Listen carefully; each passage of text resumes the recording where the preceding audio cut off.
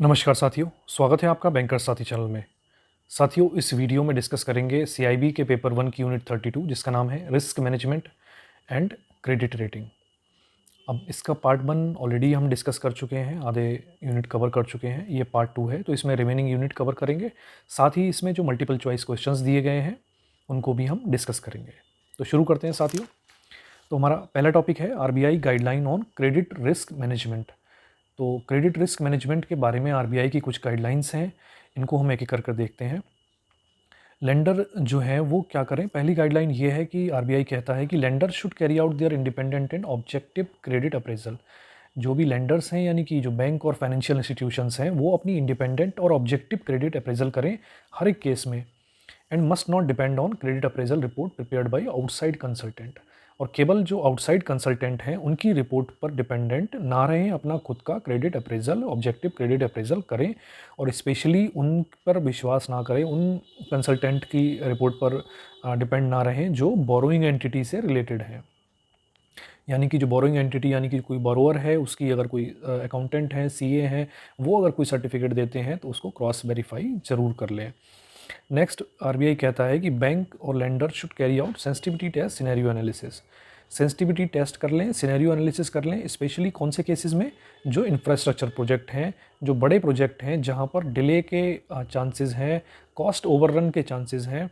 इनको अगर इस तरह का कोई अगर केस कर रहे हैं तो वहाँ पर सेंसिटिविटी एनालिसिस और सिनेरियो एनालिसिस ज़रूर कर लें। इससे क्या होगा, इससे उनको एक व्यू मिलेगा, एक वायबिलिटी और प्रोजेक्ट के बारे में पता लगेगा। साथ ही जो करेक्टिव एक्शन प्लान है उसके बारे में भी वो डिसाइड कर सकते हैं अंडर स्ट्रेटजिक डेप्ट रिस्ट्रक्चरिंग। तो ये है। तीसरा, आरबीआई ने कहा है कि lender should ascertain the quality, source and quality of equity capital brought by the promoter. तो जो प्रमोटर हैं, जो फर्म के जो बोरोअर है, चाहे वो कंपनी हो तो उसके इसमें डायरेक्टर हैं, या पार्टनरशिप फर्म है तो जो पार्टनर्स हैं, तो ये लोग जो हैं जो अपना कैपिटल लेके आएंगे, उस कैपिटल की क्वालिटी क्या है और सोर्स क्या है, यानी कि किस तरह के सोर्स से आ रहा है वो और उसकी क्वालिटी कितनी बेहतर है, इसको ज़रूर जांच ले। क्योंकि अगर कई बार ऐसा होता है कि जो क्वालिटी और सोर्स है कैपिटल का वो उतना अच्छा नहीं होता है, जिसकी वजह से फाइनेंशियल रेशियोज़ जो होते हैं वो प्रॉपर नहीं आते, जहाँ पर मल्टीपल लिवरेजिंग हो जाती है, स्पेशली मल्टी इंफ्रास्ट्रक्चर प्रोजेक्ट के केस में। यानी कि एक ही प्रोजेक्ट पे अगर उस पर्सन ने एक से ज़्यादा लेंडर्स से लोन ले लिया है तो उसमें जो हम रेशियोज़ वगैरह जो निकालेंगे वहाँ पर करेक्ट पिक्चर नहीं आएगी, जिससे क्या होगा, एडवर्स सिलेक्शन ऑफ बोरोवर हो सकता है, यानी कि हम गलत बोरोवर को लोन दे सकते हैं। अब इसमें क्या होगा, लेंडर क्या इंश्योर करेंगे कि at the time of credit appraisal the डेप्ट of the parent company is not infused as equity capital of the subsidiary company. अब कई बार क्या होता है साथियों कि मान लीजिए कोई एक पर्टिकुलर कंपनी बनाई गई कुछ प्रमोटर्स के द्वारा, डायरेक्टर उसमें है, और उन्होंने क्या किया, फर्दर अपनी एक सब्सिडरी कंपनी बनाई उस कंपनी ने, और उस जो पेरेंट कंपनी है उसने जाकर किसी बैंक से लोन लिया और उस लोन को यूज़ किया उसने as a capital in the subsidiary company. तो ये एक गलत प्रैक्टिस है, इस तरह का काम ना हो, इसका बैंक्स को ध्यान रखना है। नेक्स्ट है bank, ministry of corporate affair जो एमसीए है, उन्होंने क्या किया है, एक डिन नंबर का कॉन्सेप्ट लेके आए हैं, director identification number.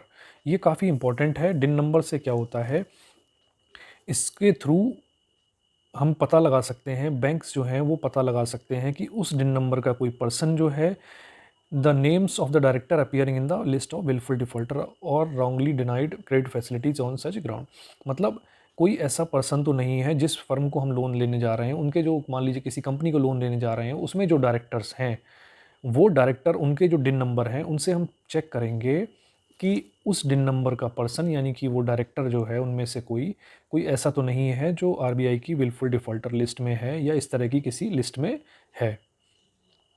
Are wrongfully denied credit facilities on such ground, या फिर उनको किसी बैंक ने रॉन्गफुली जो है वो क्रेडिट फैसिलिटी उनको डिनाई की गई हैं इस ग्राउंड पे, bank FI have been advise to include director identification number din number as one of the field in the data submitted by them to the RBI and Credit Information Company। साथ ही RBI ने ये भी कहा है कि bank जो भी data जो प्रोवाइड करते हैं आरबीआई को, रिपोर्टिंग करते हैं, और जो क्रेडिट इन्फॉर्मेशन कंपनीज जैसा सिविल वगैरह हैं, इनको जो इन्फॉर्मेशन देते हैं, तो बाकी इन्फॉर्मेशन के साथ साथ अब उन्हें क्या करना है, उन्हें डिन नंबर भी उन अपने जो बोरोवर्स हैं उनका देना होगा, डायरेक्टर्स का डिन नंबर भी देना होगा। नेक्स्ट कहते हैं कि it is reiterated that while carrying out the credit appraisal, the bank should verify as to whether the name of any of the borrower of the company is listed in defaulter willful defaulter list। तो ये वही साथियों चीज़ें repeat हो रही हैं यहाँ पर। ये बेसिकली बात वही है कि बैंक्स को ये इंश्योर करना है टिन नंबर को यूज़ करके, पैन नंबर को यूज़ करके, कि उनके जो प्रमोटर्स हैं वो कहीं विलफुल डिफ़ॉल्टर वगैरह की लिस्ट में या कोई इस तरह की कोई नेगेटिव लिस्ट है उसमें तो नहीं आ रहे हैं। साथ ही अब इसमें नेक्स्ट पॉइंट है साथियों कि context of wilful defaulter, RBI की गाइडलाइन है एक, कि अगर आरबीआई से वो लेंडर जो है with a view to monitor the end use of the fund if the lenders desire a specific certification from the borrower। अगर लेंडर जो हैं, बैंक्स जो हैं, कोई स्पेसिफिक सर्टिफिकेशन चाहते हैं बोरोवर से ताकि वो इंश्योर करना चाहते हैं कि उनका जो एंड यूज़ है, एंड यूज़ वेरीफाई करवाना चाहते हैं, तो उस केस में क्या होगा, जो borrow auditor regarding the diversion siphoning of the fund, मतलब बोरोवर से अगर हमारा जो कोई लेंडर बैंक है वो किसी तरह का सर्टिफिकेशन चाहता है कि जो and use of the fund है वो प्रॉपर हुआ है, डाइवर्जन ऑफ द फंड नहीं हुआ है, साइफनिंग ऑफ द फंड भी नहीं हुआ है, तो लेंडर क्या करेंगे, एक सेपरेट मैंडेट जो है वो ऑडिटर उसके पर्पज़ के लिए बनाएंगे। और इसमें क्या है, the to facilitate such certification by the auditor of the bank and FII also need to ensure the appropriate covenant. और जो इनके जो ऑडिटर होंगे, जो बैंक के और एफआईआई के ऑडिटर होंगे, वो भी ये इंश्योर करेंगे कि अप्रोप्रिएट कोविनेंट जो हैं या टर्म्स एंड कंडीशंस जो हैं वो लोन एग्रीमेंट में इनकॉर्पोरेट कर दिए गए हैं to enable award of such mandate. तो वही है साथियों, आरबीआई ने सारी चीज़ें बताई हैं कि इस तरह से हम रिस्क मैनेजमेंट कर सकते हैं। नेक्स्ट आरबीआई कहता है कि in addition to the above, मतलब इन सारी चीज़ों के अलावा बैंकों को ये भी एडवाइस किया जाता है कि proper and use the end ensure करें कि proper and use of the fund हुआ है, जिस काम के लिए लोन दिया गया है उसी काम में लगा है, किसी तरह का कोई डाइवर्जन या siphoning of the fund borrower के द्वारा नहीं किया गया है। Lender could consider engaging their own auditor for such specific certification purpose. और कई बार लेंडर जो हैं अगर चाहें तो अपने जो ऑडिटर हैं उनको भी इस काम में लगा सकते हैं और किसी दूसरे के सर्टिफिकेट पे उतनी पूरी तरह से रिलाई ना करें। नेक्स्ट है हमारा registration of security with cerci. अब एक साथियों एक पोर्टल है सरसाई पोर्टल, जहाँ पर सारी जो सिक्योरिटीज़ हैं उनको रजिस्टर किया जाता है। Currently security registration, especially registration of the mortgage, is done at district level and central registry of securitization, asset reconstruction and security interest of India। CERSAI जो इसकी फुल फॉर्म है, ये CERSAI generally use to register equitable mortgage.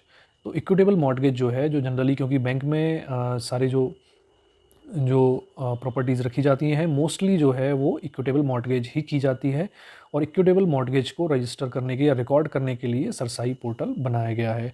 अब इससे क्या होता है, एक बार जब कोई बोरोवर आता है, कोई लोन लेता है किसी बैंक से और वो अपनी कोई प्रॉपर्टी मॉर्टगेज कराता है, बैंक में रखता है, इक्विटेबल मॉर्टगेज कराता है, तो बैंक क्या है अपने पास उसको इक्विटेबल मॉर्टगेज तो करेगी, ईएम क्रिएट करेगी, साथ ही उसको सरसाई के पोर्टल पर भी अपडेट करती है। तो इससे क्या होता है, एक रिकॉर्ड मेंटेन होता है और फर्दर अगर किसी बैंक को अगर लोन लेना है, किसी वो बोरोवर अगर किसी और बैंक के पास लोन लेने जाता है, तो जब वो सेकंड जो लेंडर है अगर वो उसको चेक करेगा, सरसाई में पोर्टल पर सर्च करेगा उस नाम से, उस एड्रेस से, तो वहाँ पर उसको पता लग जाएगा कि इस पर्टिकुलर प्रॉपर्टी पर पहले से ही चार्ज क्रिएट हो रखा है, यानी कि उस पर्सन ने उस प्रॉपर्टी के अगेंस्ट में पहले से ही कहीं से लोन लिया हुआ है। तो ये तो साथियों सरसाई पोर्टल की बात हुई। नेक्स्ट है हमारा बोर्ड ओवरसाइट।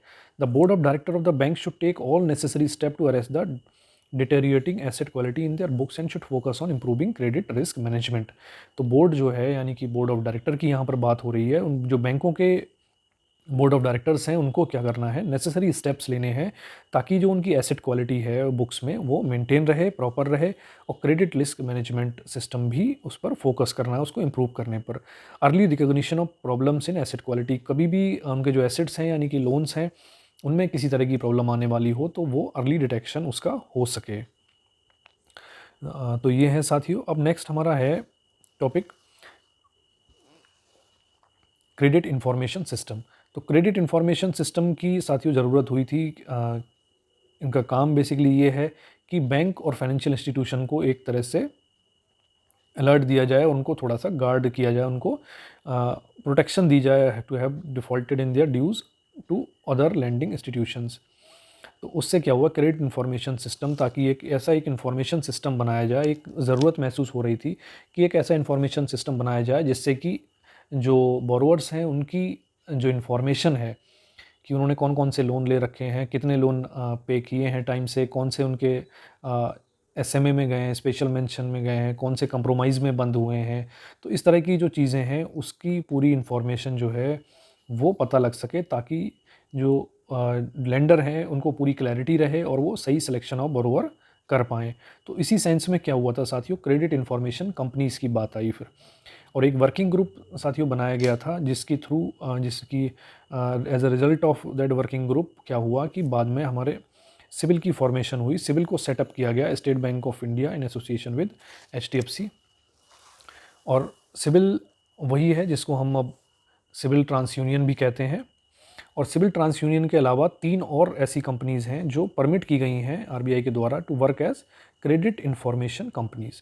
अब ये क्रेडिट इन्फॉर्मेशन कंपनीज साथियों वही कंपनीज़ हैं जो क्या करती हैं, बोरोवर की इन्फॉर्मेशन बैंक से लेती हैं, फाइनेंशियल इंस्टीट्यूशन से लेती हैं, और एक उसको प्रॉपर वे में उनको अरेंज करती हैं और उनको अवेलेबल कराती हैं उन्हीं इंस्टीट्यूशंस को और फाइनेंशियल इंस्टीट्यूशंस को, बैंक्स को, ताकि वो क्रेडिट जो देंगे उसमें डिसीजन जो है वो प्रॉपर ले सकें, सारी इन्फॉर्मेशन उनको मिल सके।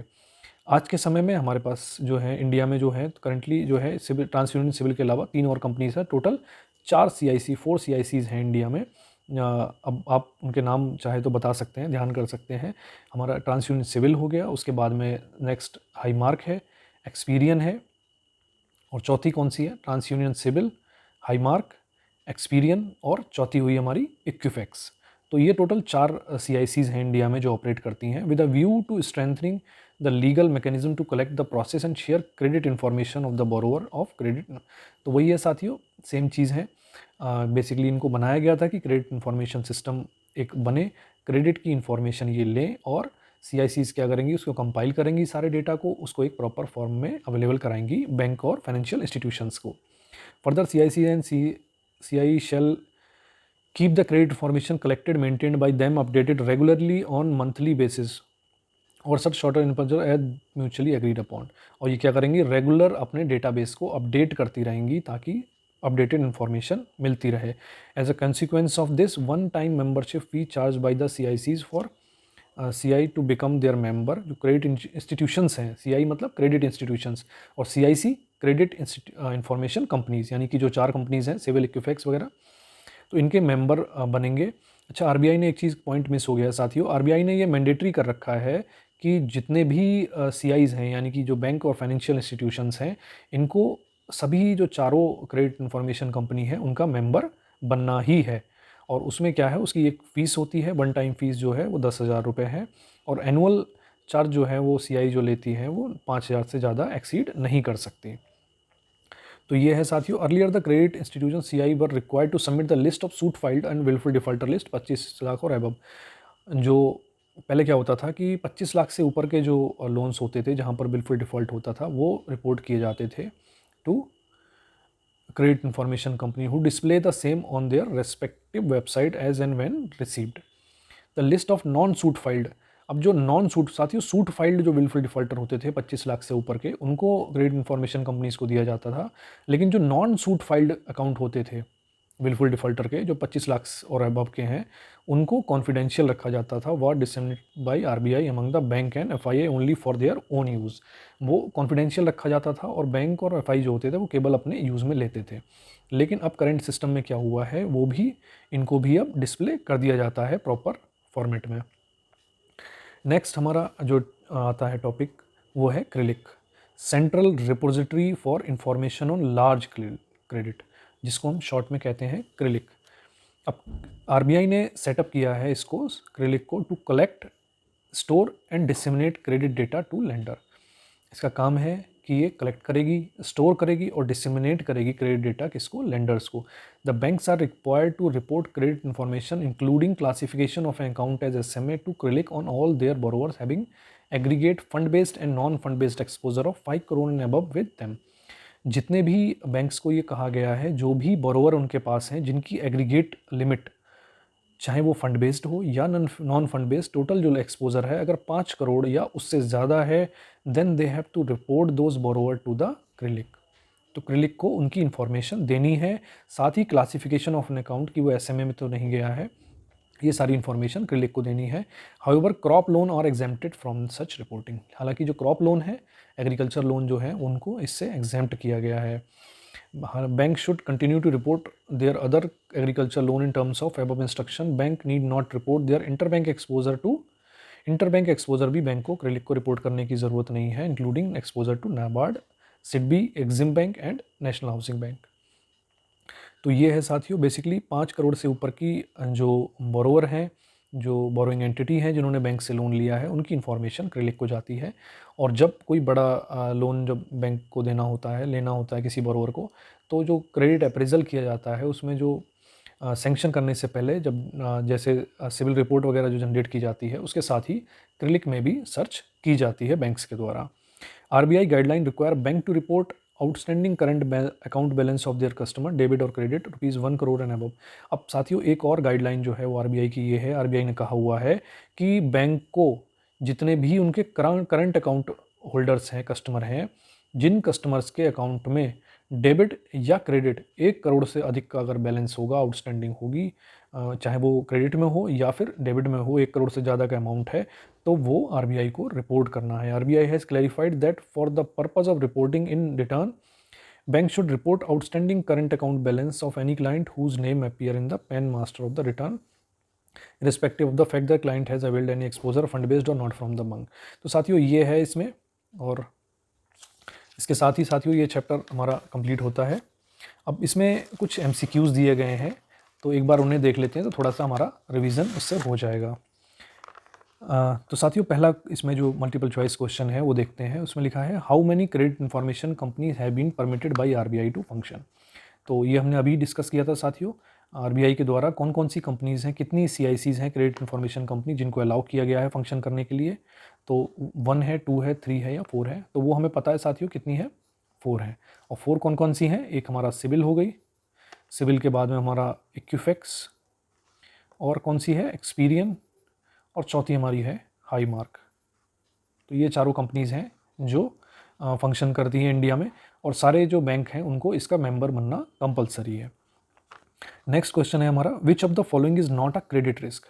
इनमें से कौन सा ऐसा है जो क्रेडिट रिस्क नहीं है, नॉट है, नहीं है। Unwillingness of the customer to meet his commitment relating to financial transaction with the bank.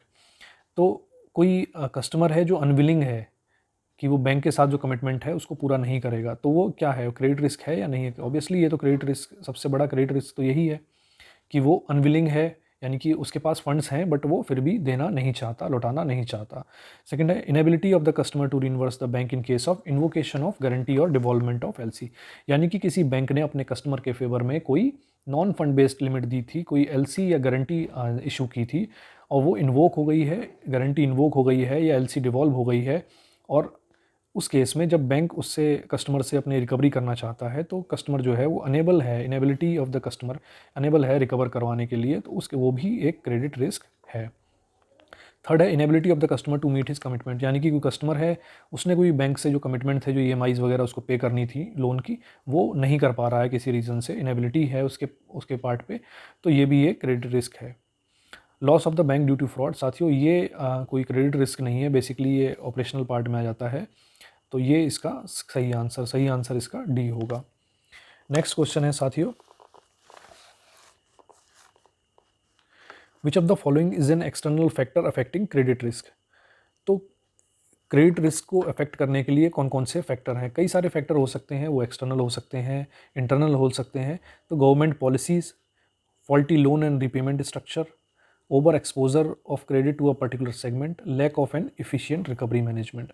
तो ये साथियों तीनों जो हैं, जैसे फॉल्टी लोन और रीपेमेंट स्ट्रक्चरिंग, तो ये भी बैंक का इंटरनल मामला है कि भाई आपने गलत लोन कर दिया या रीपेमेंट स्ट्रक्चर प्रॉपर नहीं किया, ये इंटरनल मामला है। ओवर एक्सपोजर आपने कर दिया किसी पर्टिकुलर सेगमेंट पे, तो ये भी इंटरनल है। Lack of efficient recovery manage machinery, recovery की मशीनरी अगर बैंक की प्रॉपर नहीं है तो ये भी इंटरनल इशू है। लेकिन गवर्नमेंट पॉलिसीज़ जो हैं ये एक्सटर्नल इशू है। गवर्नमेंट पॉलिसीज़ क्या रहेंगी ये बैंक डिसाइड नहीं करेगा, ये उनकी एक्सटर्नल इश्यूज़ है, इंटरनल नहीं है। नेक्स्ट जो क्वेश्चन है वो है which of the following is not an internal factor affecting credit risk. कौन सा इंटरनल फैक्टर नहीं है, यानी कि 3 इसमें इंटरनल फैक्टर होंगे और एक इसमें एक्सटर्नल फैक्टर होगा। तो देख लेते हैं साथियों। Internal factor excessive lending to cyclical industries. अब एक साइक्लिकल इंडस्ट्रीज जो हैं सीजनल एक साइकिल इनकी चलती है, उनको एक्सेसिव लेंडिंग की जाती है, तो it is an internal factor. ये तो बैंक के खुद ही कंट्रोल में है। सेकंड है low quality of credit appraisal and monitoring, ये भी इंटरनल है। थर्ड है हमारा deficiency in the loan policy of the bank, जो बैंक की अपनी लोन पॉलिसी है उसमें ही अगर कुछ डिफिशियंसी है then it is an internal factor. और फोर्थ है protectionist policies of other countries. तो साथियों ये जो है वो एक्सटर्नल फैक्टर है जो कि क्रेडिट रिस्क को अफेक्ट करता है, क्योंकि अदर कंट्रीज़ जो हैं, दूसरे कंट्रीज़ जो हैं वो क्या पॉलिसीज़ बनाएंगे ये बैंक के हाथ में नहीं है, ये बैंक डिसाइड नहीं करेगा, ये एक्सटर्नल पार्ट है। नेक्स्ट क्वेश्चन है which of the following is not a macro level action for mitigation of credit risk.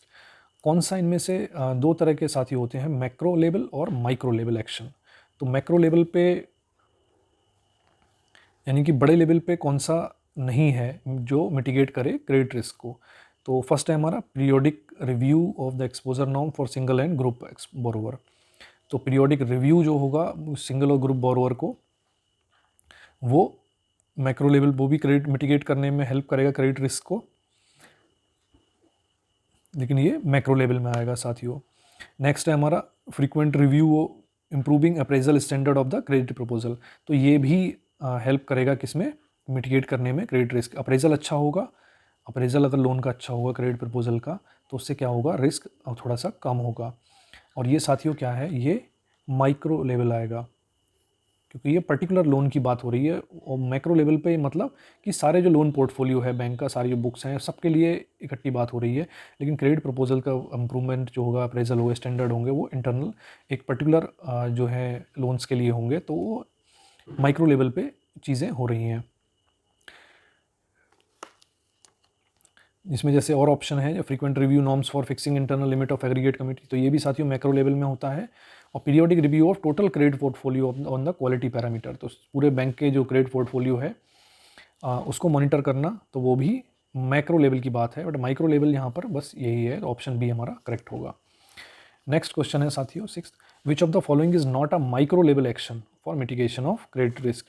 तो माइक्रो लेवल में कौन सा नहीं है, नहीं है इसको ध्यान रखें साथियों। नॉट जहाँ भी आए वहाँ पर थोड़ा सा चौकन्ने हो जाएं। एक बार फिर से क्वेश्चन को पढ़ें, which of the following is not a micro level action for mitigation of credit risk, यानी कि एक कोई ऐसा ऑप्शन है इनमें से जो नहीं होगा, बाकी 3 जो होंगे वो माइक्रो लेवल एक्शन होंगे। तो improving sanctioning and delivering process, तो ये साथियों माइक्रो लेवल में ही आएगा, क्योंकि पर्टिकुलर लोन्स की बात हो रही है। ऑब्टेंशन ऑफ कोलेटरल सिक्योरिटी, ये भी माइक्रो लेवल में है। Monitoring and review of individual proposal, individual proposal की बात हो रही है, पोर्टफोलियो की बात नहीं हो रही है, कैटेगरीज ऑफ प्रपोजल, तो ये भी साथियों माइक्रो लेवल में ही आएगा। Periodic review of the exposure limit और फॉर द बिजनेस और इंडस्ट्री सेगमेंट, तो ये जो है ये मैक्रो लेवल में चला जाएगा, बड़े लेवल पे इसकी बात हो रही है। नेक्स्ट क्वेश्चन है which of the following statement is not true regarding credit derivative product. तो क्रेडिट डेरिवेटिव प्रोडक्ट के बारे में हमने पढ़ा था कि बैंक्स जो हैं वो बड़े लोन जब करते हैं तो वहाँ पर अपने रिस्क को मिटिगेट करने के लिए, अपने रिस्क को हेज करने के लिए उनको क्या करते हैं, जो क्रेडिट डेरिवेटिव प्रोडक्ट हैं, जो स्वैप हैं, वो ले लेते हैं और उसके बदले में क्या करते हैं, रिस्क अपना थोड़ा सा कम करते हैं, एक फ़ीस पे करते हैं, एक इंश्योरेंस की तरह ये होता है, जहाँ पर बैंक कुछ लेंडर्स जो हैं वो एक फ़ीस पे करके कुछ प्रोटेक्शन इंश्योरेंस टाइप का उसमें ले लेते हैं। तो हमें क्या देखना है, कौन सा स्टेटमेंट इसमें सही नहीं है, नॉट ट्रू है, यानी कि बाकी स्टेटमेंट सही है, कोई एक स्टेटमेंट इसमें नॉट ट्रू है। These are use to hedge the credit risk of the bank. तो जो बैंक का क्रेडिट रिस्क है उसको हैज करने के लिए, उसको कम करने के लिए, उसको काउंटर करने के लिए यूज़ किए जाते हैं, तो ये बिल्कुल सही है। नेक्स्ट है the protection buyer is the lending bank. तो प्रोटेक्शन कौन खरीदता है, जिसने लोन दिया है वही तो प्रोटेक्शन खरीदेगा, अपने रिस्क जो क्रेडिट रिस्क उसी का होगा जिसने लोन दिया है। तो लेंडिंग बैंक जो है वो प्रोटेक्शन बायर होता है, ये बिल्कुल सही है। थर्ड है protection seller can be another bank और एनी अदर ऑर्गेनाइजेशन। अब प्रोटेक्शन सेलर कौन है, जो एक फीस चार्ज करके जो हैजिंग एक प्रोटेक्शन प्रोवाइड करता है कि अगर ये लोन जो है डूब गया, अगर ये रिपेमेंट नहीं आया तो इसके बदले में तो हम क्या करेंगे, आपको उस लॉस से उबारेंगे, आपको पेमेंट करेंगे। तो प्रोटेक्शन सेलर कौन हो सकता है? दूसरा बैंक भी हो सकता है, हाँ ऑब्वियसली हो सकता है, और कोई और ऑर्गेनाइजेशन भी हो सकती है, तो ये भी ठीक है। नेक्स्ट है हमारा the credit asset is transferred in case of derivatives. तो ये साथियों ऐसा नहीं होता है, क्रेडिट जो एसेट है वो ट्रांसफ़र नहीं किया जाता है डेरिवेटिव्स के केस में, क्रेडिट एसेट जो है वो लेंडर के पास ही रहता है। नेक्स्ट क्वेश्चन है credit rating is a system of. अब क्रेडिट रेटिंग जो है वो क्यों की जाती है, चाहे वो एक्सटर्नल हो या इंटरनल हो। क्रेडिट रेटिंग करने का एक ही पर्पज़ होता है, क्योंकि आपने देखा होगा जब भी रेटिंग होती है, चाहे वो इंटरनल एक्सटर्नल, अलग अलग तरह की रेटिंग आती है, डबल ए या B plus, B minus, C plus, double A, triple B, इस तरह की रेटिंग्स अलग अलग एजेंसीज जो हैं वो अलग अलग तरह की ग्रेड्स देते हैं। अब उसमें उससे क्या पता लगता है, उससे हमें पता लगता है कितने लेवल का रिस्क उस केस में है, यानी कि हम क्या करते हैं, रिस्क को मेजर करते हैं। तो credit rating is a system of measuring risk. Risk mitigate नहीं होती, माइग्रेट नहीं होती, क्रेडिट अप्रेजल नहीं होता, क्रेडिट रेटिंग से रिस्क को मेजर किया जाता है। नेक्स्ट क्वेश्चन है internal rating means. Internal rating का क्या मतलब हुआ? Rating of the project, rating of the promoter, rating the risk for internal use, या नन ऑफ द अबव। तो साथियों इंटरनल रेटिंग का बेसिकली इन तीनों से ही कोई मतलब क्लियर मीनिंग नहीं निकल रहा है।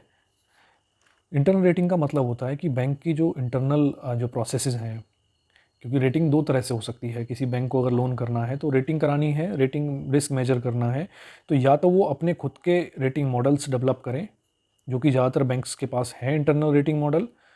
उनसे जो रेटिंग कराई जाएगी, जो बैंक के इंटरनल रेटिंग मॉडल हैं उनके थ्रू जो रेटिंग होगी, जो निकल के आएगी, वो इंटरनल रेटिंग कहलाएगी। और जो एक्सटर्नल एजेंसीज जो हैं वो रेटिंग जो निकाल के देंगी वो एक्सटर्नल रेटिंग होगी। तो इसका साथियों नन ऑफ द अबव भी सही आंसर होगा। नेक्स्ट क्वेश्चन है साथियों for the external rating bank depend on.